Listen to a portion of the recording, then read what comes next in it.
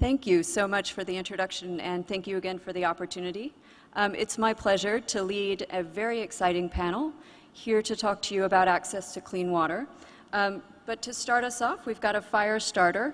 Sixbert Mwanga, who's the Executive Director of Climate Action Network in Tanzania, is here to tell us his story and some of the work that's happening in the region of the world where he is leading some solutions.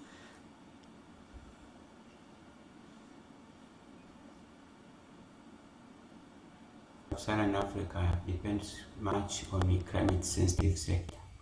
Water has remained to be a very important component to making sure that the lives in rural areas and for the poor communities who are living even in urban areas remain active.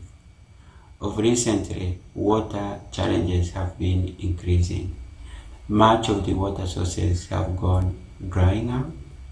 There's been an increase of water-related conflict, but of more important, there's been an increase of waterborne diseases which are affecting much of the economy of the rural and the poor communities in this part of the world. There's been also challenges linked to water sharing between animals and the human being. Could be goats, sheep, cattle, and you mentioned the wildlife, other wildlife animals, including the lions. So there are some of the communities who are dying because of lions who are always competing on the same resource, especially water and the related ecosystem or services linked to water itself. Of recently, also, there's been a challenge where even the available underground water has been going down and down, making it totally impossible for communities to utilize underground water to support their livelihood activities and the domestic use. Dear participants and friends, in order to address water-related challenges in this context, a participatory, inclusive, and science-based vulnerability and risk, if we want, assessment is of great importance. An assessment which gives a right and brings everyone in the community at the center of decision making. An assessment whereby scientists have a say, but in a way that they also listen to what has been, to the indigenous knowledges, to the local content in addressing water challenges. In that regard, there is some resources whereby these modalities and the reforms could be achieved. There shouldn't be a way whereby scientists are coming up with their own solutions and then they forget the local content. It should be a harmonized one, a harmonized way to addressing all of these challenges. In doing that, then the reform of policies could not be overemphasized. There should be a way, an effort, quick one, and a far-reaching effort, so if I were to mention, whereby policies are reformed to integrate the voices from the communities, from the sciences, to find water-related solutions. And this might include innovative ways of making sure that water is available for everyone. For instance, the use of solar to pump water from underground to make sure that this water is available, is treated and available for domestic use. And the remaining part is used to support socioeconomic activities or the livelihood activities. For example, irrigating gardens, irrigating vegetables, which could be also used to be first to make sure that there is enough food at household level, and the surplus is also could be also transported to the market.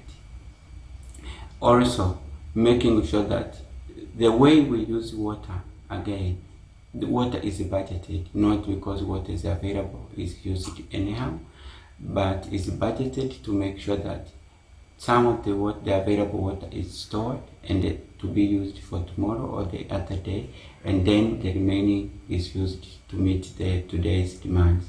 In areas where we have where rainfall is still coming, then we still need to use the rooftop to harvest rainwater, and then is stored to support some activities, for example in schools, to making sure that water is available in schools for children, in hospitals, and the like. So we call everyone to support the water access and availability, as this is the only way we can make sure that water is available and playing a great role in pushing for socio-economic transformation. Thank you. Thank you so much on behalf of Sixbert, and I'd like now to call up our panelists. It's, as mentioned, we're talking about the role of water availability and safety in the context of extreme weather events and certainly emerging pathogens. And I'm delighted to say that we have a wonderful panel that represents a real cross-section of disciplines and sectors, and it's nice to get a variety of perspectives. So I'll start to introduce them as they come up. Maarten van der Reep is the Regional Director for East and Southern Africa for Evidence Action. Nazrin Baghirova is a Research Fellow and Lecturer for the Institute for Development and Diplomacy here in Azerbaijan. Aditi Mukherji, Director of the Climate Impact Platform of CGIAR. And I believe we have a speaker online. Yes, perfect. Hamzah Sarwar, who is the Global Social Impact and Partnerships Director at Reckitt.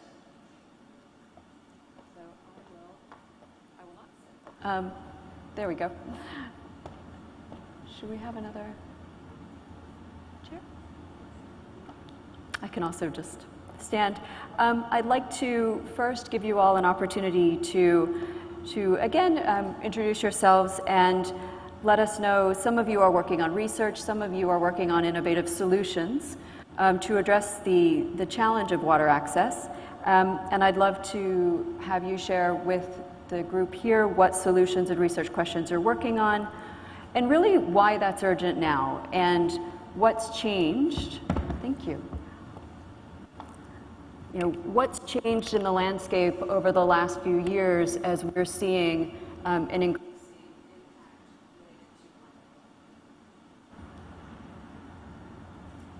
Maarten, happy to start with you. First of all, thank you for having me on the panel. Is my mic working?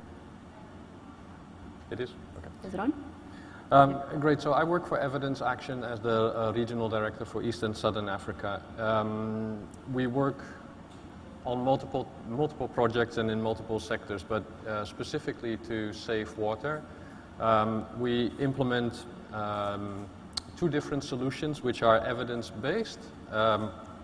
One is called dispensers for safe water, the other one is called inline chlorination. They're very, very straightforward solutions in terms of the technology. Really what it does is it chlorinates water that is used for drinking in communities. And why this is relevant in the context of climate change is because we're seeing an increase in the likelihood of people consuming unsafe drinking water. Unfortunately, water quality or water safety is massively underappreciated, I believe, in the wash sector and more generally. Yeah. There's a lot of attention on access to water, just having access to water and sanitation, perhaps hygiene promotion, yeah. But the attention that the quality of the water actually gets is very minimal, and there's a very high likelihood of water either being contaminated at source or contaminated during transport or storage. there's a very simple solution to all of this, which is to chlorinate the drinking water at source, which then makes it safe for consumption. Just to add a little bit of statistics to that, currently, even in today's circumstances, there's about 1,000 children a day that die every day as a result of unsafe drinking water. That is today without the sort of effects of climate change that are going to come on top of this, because we know that with climate change we'll see increased extreme weather events like droughts, storms, and flooding and such, which will only make the likelihood of drinking water becoming contaminated even greater. Which is why we feel that having a solution in place that is both cost-effective as well as being impactful is critical. So that's sort of in the context of climate change. Currently, we reach about 9 million people in the African continent, East and Southern Africa. We're eager to sort of scale up even further. So you actually saw our intervention on the video, not the one before, right. which is effectively just a blue bucket, if you will, which is filled with chlorine, placed next to a water source so that people can chlorinate their water directly at source, and it is decontaminated as they carry it back home. Inline chlorination is slightly different in the sense that it also chlorinates the drinking water, but then through a piped system, often with a tank. Both devices are really low cost and locally produced, so readily available all over the world. So we are excited to be working in India as well, where we recently started up a partnership with Jal Jeevan mission, which seeks to expand our inline chlorination intervention to 2 states together. So that's an important partnership for us, where Jal Jeevan sources access to water, and we take care of the water quality component there together with the government of India. I'll stop there and hand it back to you. Thank you so much, Maarten. And switching a little bit, Nazrin, I understand you are working on research here in Azerbaijan in the region, and would love to hear a bit about sort of what you're seeing and finding from the research that you're doing, and some of the background on the urgency. Good afternoon. Thank you for having me here. It's a great honor. And yes, my name is Nazrin Baghirova, and I work as a research fellow at the Institute for Development and Diplomacy at ADA University. And my research is about the Caspian Sea, its desiccation of the Caspian Sea, and also its oscillation, because the Caspian Sea is fluctuating. But currently, it has been dramatically dropping for the last more than 20 years. So we are expressing our concern through our research. Our research is actually also followed with the water diplomacy series that we hold every month, where we invite policymakers, scientists, experts, and to speak about the concerns of the Caspian Sea impact, the drop of the Caspian Sea, its impact on socio-economic situation of the people, on public health, on marine environment, its protection, etc. So we look at the more policy solution of the water shortage in Azerbaijan, in region, and in the globe, because we see that the Caspian Sea, the Caspian Sea is, in the first place, it's 80%, around 80% is fed by the fresh water, which is the rivers. And you know, it's the biggest river that feeds the Caspian Sea is Volga. Then we have Kura, Araz, and then we have Sulak and Terek that contribute to the volume of the Caspian Sea. And due to the, there are 2 actually factors mainly that impact the oscillation, and currently the drop of the Caspian Sea is the climate change. It's really drastic evaporation, the decrease of precipitations, and change of the winds, and also the anthropogenic changes, anthropogenic activities. The researchers say that the anthropogenic activities and the climate change, they are very interrelated to each other. Imagine that you have water boiled in the pan.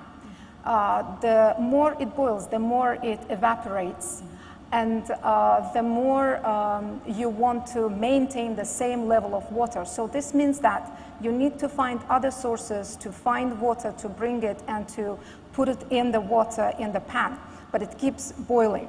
So this is how the anthropogenic, since now on, it will be working, because the more drastic the climate change, the less precipitations we have, the more evaporation is happening, the more people will try to find different ways of, I would say even aggressive ways of utilizing and using the surface water for different economic, purposes. So, and this creates also the shortage of water, and also the pollution of the water happens due to the different industrial works that are happening, that the wastewater that is being discharged on these rivers that bring the water, the polluted water, to the Caspian Sea. So this all contributes to the shortage of the water, especially in the downstream countries. So the water diplomacy that we are working on today and researching is helping us to look at it from the three prisms, from the three tracks, I would say. The first track is the intergovernmental cooperation, where there are conventions, there are different, so there's Helsinki Convention that has the protocol on health and socioeconomic status, situation, condition of the people living in the coastal zones. But unfortunately, my concern today is that only Azerbaijan has ratified in the water basin, in the Caspian water basin. Azerbaijan is the only country which ratified this convention. So we really want to invite all the countries, there's littoral countries, but not only littoral countries, but also the countries that are using, on the coast of the rivers that are feeding the Caspian Sea, to join the Helsinki Convention. That's number one. And also care about that also express their care about not only environment, but also about the health of the people through the protocols that are currently acting within the convention. Another convention that we have is the Tehran Convention.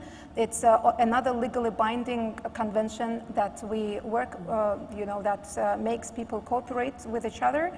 And currently we're working on data sharing. It's important for us to understand how much water all the countries need and how much water we can, bear, and we can analyze and we can assess in order to get, equally distributed the water among the countries.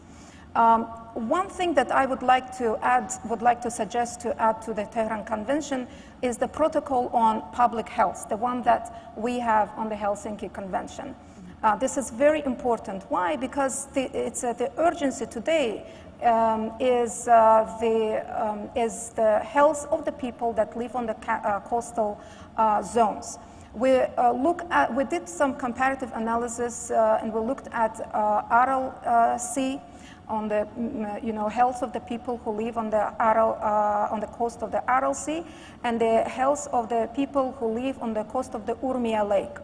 And we found out that one of those biggest problems, the health problems that people are having today, is chronic human health consequences and high prevalence of tuberculosis. It's especially in Urmia basin, malnutrition and food security, and access to safe water. Within 5-20 years, it will happen in Urmia, and in Aral, today is already happening. People are migrating from their places and losing jobs, especially those in agro-fishery industry, and diminishing fertility of agriculture.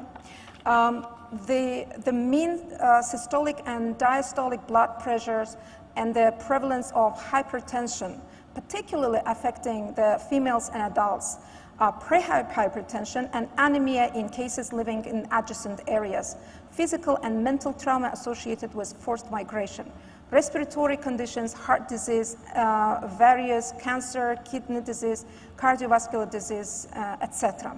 So this is in the first track, the intergovernmental system, intergovernmental framework can be addressed through their conventions.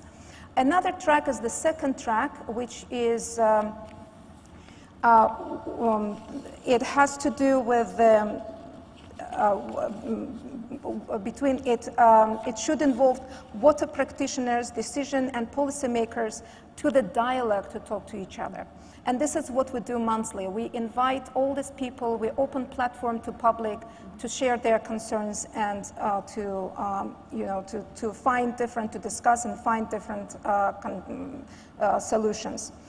Our discussions actually helped because we've noticed that since the time we started them, the discussions on the different levels have intensified. People already started more actively discussing it in public social media, in the government, on the leadership level, on the NGOs level. So this is something that we have achieved, and this is what we are about to.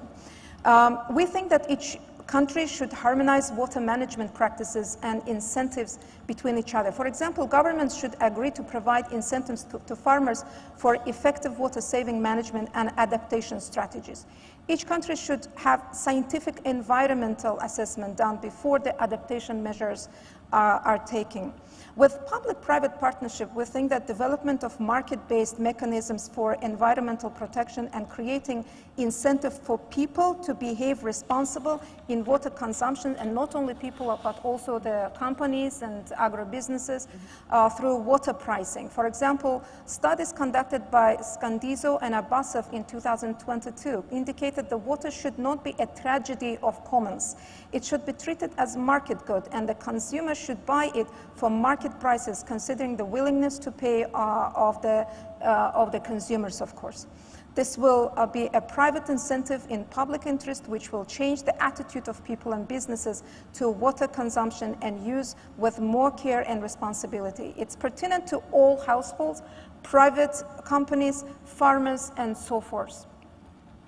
And the third track that we are looking at is the people-to-people diplomacy. It's driven by individuals and non-governmental groups to promote cooperation at multiple levels, including communities, local levels, as well as national and global levels. So NGOs should establish global platform which can serve dialogue between NGOs of other countries, and as a part of the discussion, they can discuss best practices, solutions, and that work in different countries to adopt locally. For example, we really like this idea that was this project on Day Zero project that was applied in Cape Town in South Africa. It's a program that saved water crisis by combination of sustained public communication and innovative engineering solutions. So this is something that we hope for, and this is how we look at policy making process. So my concerns is about the adaptation, that we need to be careful with the adaptation solutions, because we need to avoid maladaptation. That is why, for example, in Urmia, there are thinking about bringing bringing water from other basins and bringing in this way filling the lake. But the studies should be conducted and it should be evaluated, because it can only create the image, an idea that there is no water shortage, but that's not true. And we don't know how the biodiversity and the biolife of that water will be good for the biolife of the water that they're transplanting or transforming the water to. So we need to be careful with the adaptation and also with mitigation measures that are being taken care of in our, during the solution of helping the lakes to come to life again. So I would like to, summarize with more positive thing, and I see that, there are positive advancements today. The technology enables the farmers to use precision agriculture. There is a pressure management that the municipalities are using. This is also another positive thing, and also the government of Azerbaijan, and that makes me actually feel very positive about the future. They are very keen about involving scientists into the policy making and decision making process. Thank you very much. Thank you so much, and just inspiring to hear all the work that's happening, and a reminder of how incredibly important water is, both at the micro level from in the household, but also just the macro level is as big as the water bodies that are around us. I'd like to turn to you, Aditi. You are the director of a platform bringing partners together with evidence to take action and to share some of the work that you're doing and why it's urgent and how it intersects potentially with the water and sanitation sector. Thank you so much, Alison, and wonderful to have this opportunity. I work with the global organization called the CGIAR. We are the world's largest publicly funded agricultural research organization with presence in over 80 countries, all in the global south, in Latin America, Asia, and Africa. We have over 10,000 scientists. We are a scientific organization, of which at least 600 or so scientists work on the topic of climate change on all aspects of the agri-food system. My particular role within the CGIAR is managing this platform, whose role is to bring in together all the climate-related work that we do within the CG, but also with our partners who happen to be the National Agricultural Research and Extension Agencies together, so that we have synthesis and we know what is the big picture around climate change and agri-food systems, and we also know what are the gaps. So that's the kind of the space in which I work in. Why water? My own background is water. I've been working for a long time with one of the CGO. By the way, CG is a network organization. We have 15 organizations. Some work on rice, some on wheat, some on water, some on tropical agriculture. So basically all across the global south. In the last IPCC report, the Working Group 2, I was one of the coordinating lead authors of the water chapter. For those of you, I'm sure this is a climate change event, so many of you are aware of the IPCC's synthesis and assessment. So I would really encourage you to look at the water chapter, because that is a really comprehensive, the latest state of the science, the state of the art of the knowledge on climate change and water that we have, and that covers pretty much all the sectors that we are discussing today. It covers health, it covers agriculture, it covers urban areas, domestic use. So it's a really comprehensive chapter. Please go up and look for it. It's a Working Group 2 IPCC. Now, what is our mission? Our mission is transforming land, water, and food systems within a climate crisis. So climate change is at the very heart of our mission. Because we work in the agri-food space, our challenge is literally twofold. We know what the IPCC science is saying is that to be able to remain within 1.5 to 2 degrees, which is critical. From this morning onwards, we have been hearing that even at 1.2 degree world, which we are now, the impacts are already very serious, and we are actually we are kind of on our way to a 1.5 degree world in less than a decade's time. So the impacts are likely to be even more severe. So what do we need to do? Obviously, we have discussed a lot around adaptation. I also heard in the morning session people talking about limits to adaptation. We cannot adapt our way out of the climate crisis unless we also mitigate or bring down emissions. Now, this is where agri-food system provides a particular challenge, because unlike the other sectors where a lot of investments have gone into mitigation, a lot of investments have gone into, say, solar systems or electric vehicles, the agri-food sector traditionally has not seen so much of investments in the mitigation space, which means that we really do not have a whole bunch of technology that allows us to move to a low emission food pathway. There are some, we did discuss behavioral changes like eating less meat, but then there are other things like the emission of nitrous oxide from fertilizers and a whole host of others. We do not have a whole lot of technology that allows us to go to a low emission pathway while not compromising food security.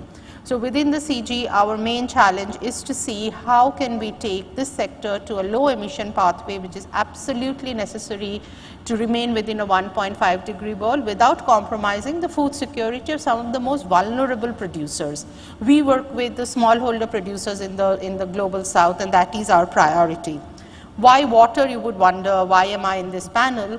Apart from my own background being I work on water institutions and policies, agriculture is 80% water. I mean, agriculture sector consumes 70 to 80%, makes use of 70 to 80% of the consumptive water use. So without tackling water issues within agriculture, there is no way we would find solutions in the water space.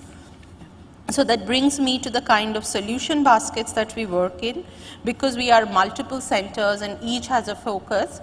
When we look at across the whole system, we provide end-to-end solutions to many of these water-related hazards. So let me take the example of either drought or flood. We know, and this comes from the water chapter that I led, 3/4 of the global harvested area have experienced drought-related agricultural losses between 1983 to 2009, and we have already lost 9 to 10% of the production due to just extreme weather events. So what does organizations like the CG along with our national partners do? We develop solutions right from predicting when a drought might happen to developing drought resilient seeds, like a lot of our centers work on drought resilient seeds of wheat, maize, rice, etc. Then we also work with the farmers on farm water management. Some of the points that the previous speaker spoke about, how do we get more value out of water, use less water to produce more. Then we also work around things like social safety nets. We often know that these are extreme events cause losses and damages. How do you protect the vulnerable people? So we work on insurance, on social safety nets, and finally a lot of our work is about informing policy. So in recent years we have been working with the climate negotiators, trying to provide evidence, science-based evidence, so that, particularly from the global south, so that it strengthens their evidence. So that's kind of the whole gamut of our work across the sector. Thank you. I appreciate that, and I think, again, an opportunity to learn from another sector that's deeply intertwined with the water sector. I'd love to turn to you, Hamzah, representing the private sector, who have an incredibly important role to play, including in terms of supporting social entrepreneurship and impacts. If you would love to have the opportunity for you to share some of the work that you're doing and some of the urgency around that, please. Well, thank you so much, and thank you for the invitation to speak today. So yeah, my name is Hamzah. I lead impact and partnerships at Reckitt, and for those who aren't as familiar with Reckitt as an organization, we make brands such as Dettol, Harpic, Nurofen, so very much a consumer health and hygiene company with operations in more than 70 to 80 countries. So my role, I head up our global impact team, and I run what we call our Global Access Fund, which is all about how we support and democratize access to health and hygiene. So we invest across more than 40 countries, and we've impacted more than 90 million people, with access to wash being an absolutely critical component of the work that we do. We know that we can't have access to good health and hygiene and healthy populations and run our business without ensuring that we have basic access in communities. And we see access to water, sanitation, hygiene to be a universal right and not a privilege. And we know the enormity of the challenges that we face simply can't be done alone as a private sector. But we do recognize that the private sector needs to step up and step up in a meaningful way, which is not business as usual, and really completely shift towards a new frontier of what we're emerging to now, which is to deliver the SDGs. So clarifying the role of the private sector and clarifying that role has led to a lot of soul searching. And I think what became clear is that we need to do what we do best as a business, right? So how do we unlock both financial and non-financial support? How do we start to unlock the best of what the private sector can bring? So our understanding on how to scale business models, innovate and new products and solutions through our R&D investments, how we grow marketing and health promotion, and how do we really channel this towards creating positive impact through the line? So not only through the products that we sell, such as hand washing solutions, condoms, etc., but how do we actually go beyond the core business into the communities, into the marginalized, to ensure that we're building access to clean water?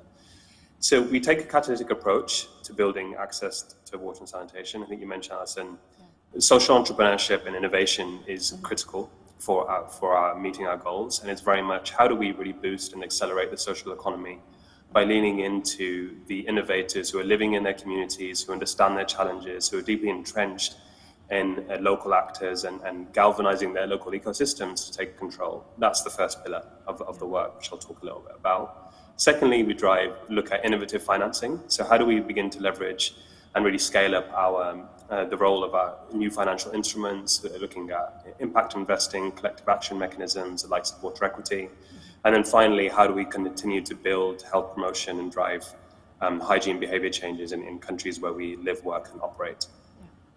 So I was going to focus in a little bit around the first aspect and the first track, which was all about how we support social entrepreneurship. Yeah. So as I mentioned, I think what became clear in some of the work that we've been doing now, and we really focused across 9 countries through this work. We support around 47 entrepreneurs in about 9 countries. More than half of those now are in the wash space. And then we also have health entrepreneurs with an underlying theme of supporting women and really investing behind women who we know, are driving 35% better returns than some of their male counterparts, creating 6 times more jobs. But actually, they're only receiving 2% of global VC funding. So there's a complete injustice, first of all. We know the importance of investing in women. We know the incredible innovations and how they can lift their communities, particularly when it comes to access challenges such as we faced. So we look to kind of lean in, and together with our ecosystem of partners, that's where we really started. So we started working with the likes of Yunus Social Business. So Muhammad Yunus's organization, very much with the philosophy on how do we grow, a social business dollar can be invested over and over again, but a charity dollar can only live a single life. So how do we really lean into working with Yunus, who've been a critical partner of ours, the Health Innovation Exchange, supporting health tech startups, One Young World, supporting youth-led innovators across the continent and across many other countries. So across the partnerships that we run, we support organizations through a period of between 24 to 36 months, both through financial and non-financial means. So the idea is, first of all, identifying path-breaking innovation in countries such as South Africa, Brazil, Nigeria, some of the examples of where we've been working. And I can give a couple of examples of those as well. So identifying those solutions, working with these organizations to build their capacity, to grow their impact through seed funding, but importantly, mentorship. And I think mentorship has been a really critical component of how the private sector can get further involved. So we know it takes a village to raise a child, and in the same light, to take an innovation to scale and to really kind of flourish. So we're bringing that cross-sector expertise and that non-linear thinking, whether it be R&D, sales, marketing, logistics. We spend a lot of time with our innovators on kind of financial modeling, but also looking at how they can become sustainable in their business models. So they're not reliant on donor funding. How can they become self-sustaining so they're able to continue to build their operations? And a few examples of organizations that we work with. Cassini Water, there may have been a video played earlier. Cassini Water are based in South Africa. They're leveraging macadamia nuts and nanotechnologies to connect to, first of all, filter water, to Maarten's point, looking at water filtration, ensuring safety of water, but then also connecting to remote parts of peri-urban and rural parts of South Africa, townships, and ensuring that access to water is driven through a community-led approach. And we've seen this innovation grow and scale. More and more schools are now getting access to clean water, and how they continue to grow their capacity by bringing in additional funding. We work with the likes of Power Water in Kenya. We know pipe water networks are a huge challenge in Nairobi, for example. 50% of water is lost due to non-revenue water. So we work with them on looking at what does a virtual network look like, connecting the end user with water tankers and looking at new models of connecting solutions. And then finally, the likes of Eco Group in Colombia, who look at rainwater harvesting systems, leveraging plastic bottles. So it takes 23 plastic bottles to transform into a water filter. And what we're doing is being able to, by scaling their solutions, we're connecting it to our value chain and being able to drive water filtration devices into our value chain, which is finally the way that we look to scale. So once we've completed the 12-month acceleration period, we've provided seed funding, we have post-program support. And that's where I'll end, and that's a really critical component, which is once we help to accelerate these clean water solutions in countries, how do they take to scale? Either they become integrating as part of our social procurement, as part of our value chains, either they become brown purpose partners, or we gear them up for further funding and investment through our network of partners. And I'm sure we'll get into more conversation on the financing point later. Yeah. Thanks. Thank you so much for that. I appreciate it. And you've sort of presaged some of the questions I have for you all around, again, really great solutions, I think, not only for the water sector, but also coming from the agricultural sector. And we are challenged by scale and sustainability. And so as you're looking across, Maarten, the solutions that you're driving, Hamzah, the solutions that you're driving, and even, examples from other sectors, are there sort of critical factors that you're considering when you're thinking about, this is a great innovation, it really is coming from the grassroots, it's supportive to the community, but what are those factors that help you identify something that really can go to scale or can be sustained in the future, just in terms of, critical success factors for sustained access? And open to whoever would like to jump on it first. Sure. I think for us as evidence action, it is the evidence. So we very much try to put forward a case for all of the interventions that we support, in this case in safe water, by putting forward the evidence that clearly shows that this is the most effective way of addressing this issue. So Professor Michael Kramer, who I think was here last year, if I'm not mistaken, he did a meta-analysis on the impact of safe water on infant mortality or child mortality, and actually discovered that just by providing safe drinking water, the all-cause mortality in under fives goes down by 25%. That is just an amazing statistic. So, if we're thinking about the 1,000 children that die every day because of unsafe drinking water, a good portion of that, could be resolved by providing safe drinking water, obviously. So bringing that evidence into discussions at all levels, I think, is critical in terms of taking the discussion forward, and also critically finding the financial resources to implement. And I think earlier it was said that it's a challenge that we're sort of straddled between different sectors, wash, health, climate. Even though that's true, I think it's also an opportunity, because it allows us to speak with these different sectors and potentially connect them together. Right. Yeah, I appreciate that. If others want to contribute, would love to hear more from you, Hamzah, as well. Yeah, thanks for that. Yeah, I would definitely echo the point around evidence, monitoring, surveillance. I think looking at ensuring there's a solid data-backed case for efficacy and effectiveness of the solution is critical, and that's very much where we should start. Yeah. And I think spending the time on looking at modeling, and both from a financial and non-financial perspective on health outcomes is critical, and that guides a lot of the work. I think also the viability and sustainability of the model early doors is very important to ensure that we do have solutions that have a pathway to scale, that have a broader ecosystem of support beyond one party. And that's often where we know where Reckitt, as a private sector, can help support on seed funding, but actually we also realize the importance of state backing and also international funding. So trying to build that ecosystem of support around viability of financial flows. What do those blended financial instruments look like, and how do we begin to marry private funding together with ODA, together with local actors? That's where a lot of the shift has been around looking at collective action mechanisms.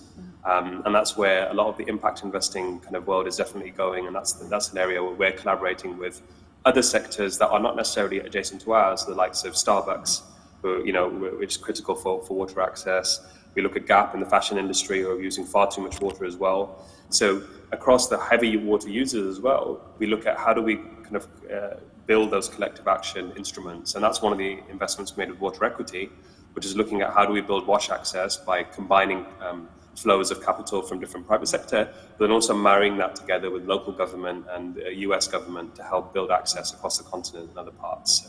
So a few considerations that we take when planning our investments. That's fantastic. Thank you. And Aditi, please. Yes. Yeah. Now, on the scaling, I think one of the important things to remember is, again, the central role that water plays in adaptation and resilience building. Yeah. And not all adaptation projects are bankable projects. I mean, it's just not, it's like market will not always generate. If you look at the private sector contribution to adaptation, it's really small. So we also argue a lot more for grant-based kind of work, like some of the work we have been doing in South Asia around promoting solar irrigation pumps. We find that providing an upfront grant to install those solar irrigation pumps goes a long way. If the financial model doesn't work, even a perfectly good technical solution that works. We all know solar panels work, we all know solar water pumps work very well, but with the lack of a proper financing mechanism, that doesn't work. Because I think important to remember that some of the sectors simply aren't making all that profit that the private sector will come and invest. So I think the importance of blended finance, and increasingly it's becoming very clear that countries are falling in debt to be able to adapt or to be resilient, and that's just not right. Yeah. So I think thinking about how do we bring in more grant-based finance for some of these scaling would be very important going forward. And happy to see that many of the discussions during the COP and the NCQG are actually going towards those ways of grant-based rather than debt and loan-based kind of financing. Yeah, I appreciate that. Yeah, please, Nazrin. Just to echo what you just said previously, it's important to not only to be innovative but also to be cost-effective for those who are using the innovations. And I remember, and I mentioned it today, I remember we discussed the pressure management, innovation. It's considered one of the most beneficial and important and cost-effective leakage management activity. Yeah. So most pipe bursts, occur not only because of high pressure, but rather due to ongoing pressure fluctuation, forcing the pipes to continuously expand and contract, resulting in stress fractures. So therefore, the aspiration should be keep pressures at a minimum without affecting the customer's needs. For example, based on the needs, there's just no point in maintaining the same high pressure during night time as for day, where the need for water is naturally higher. So the most common and cost-effective method is by the use of pressure-reducing valves, reducing the high inlet pressure to lower outlet pressure. By adding intelligence to the valves, the pressure in the zone can be adjusted according to the real-time data collected at strategic points that's adjusting to the demands. And this is very much discussed by the engineers to have it in place. So this is very important to be innovative, but at the same time cost-effective as well. Absolutely. And I'm conscious of time. We've got a few minutes left. I'd love to give each of you an opportunity to end on a high optimistic note as we start to move into solutions. So if each of you could share something that you're particularly excited about as you look ahead, and we'll just start in the same order. Maarten, we'll start with you. I think we're mostly excited about the opportunity to scale. So Our Dispensers for Safe Water program was relatively modest up until 2022, and in 2022 we got the opportunity to expand that program on a massive scale, sort of more than doubling our footprint at the time. And for us that was really not only a test for the organization, but also a test for the intervention itself and sort of the supply chain that supports that. Basically the entire program, and we've proven that this intervention, it is possible to scale it up quite significantly. So our current reach in Malawi, I think we're reaching about 15% of the population. In Uganda, about 10%. In Kenya, slightly less, simply because there are far more people there. But I guess the point is that we have this almost like $1 million idea that is scalable, and we know that it is possible. Yeah. Basically what we need is the means to do it. Right. And yeah, I'm excited about potentially having the opportunity to do so. Perfect, thank you. Yeah. Yes, I'm excited about the most innovative technologies that we are about to use, and but at the same time, I really like the idea that we are considering I would say the willingness to pay of each party for this. And we are trying to be, again, talking about being cost effective. This is very important. And during our discussions in the water diplomacy, this is one of the discussions, how to cooperate, how to establish the dialogues and to establish the cooperation between the governments who are willing to, to keep the water alive, to keep the nations healthy, and at the same time to make it cost effective for everyone. Well, I'll be very honest here and say it's very hard to be optimistic if you understand the way the climate science is telling us we are headed towards that's 2.7 to 3.2 degree by 2100, and whatever solutions we have, we aren't investing in them fast enough. So I don't know how to remain optimistic. Having said that, I'm a great believer in the power of science, and we know that the scientists are absolutely clear that there are pathways available for us to move into a low emission pathway. That's the point of optimism. The point of pessimism is that we are not doing nearly enough investments, nearly enough political will to go anywhere near what those solutions are already available. So yes, not as optimistic. I know there's always this thing to finish on an optimistic mode, but this is a real challenge that we are facing. Absolutely. Well, and on an urgent note, that we've got solutions, we just need opportunities to take them to scale. And yeah, Hamzah. Yeah, thank you. I think there's a couple of things. I think one, the urgency that is required to solve these challenges requires a kind of radical new approaches, and I think the private sector needs to come to the table in a more meaningful way. Right. So if you look at global spending to tackle global spending on water, I think the private sector is at 2% globally across everything, where the government's putting more than 85%. We need to fundamentally flip this model, right? So how does the private sector begin to play more of a role on looking at employing every tool available to them in their toolbox, whether that be philanthropic means and grant-based models, impact investing, and I can see that there is a hugely burgeoning group of social innovators tackling these challenges, young leaders who are coming and driving change. How do we get behind them? How do we scale their solutions? Yeah. And how do we bring ecosystems together to help grow them? Because they are the future.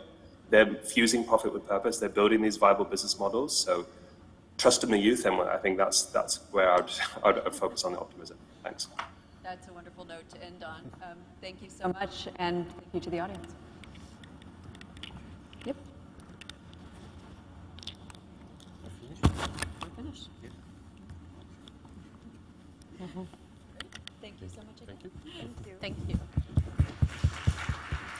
Thank you, Alison, and dear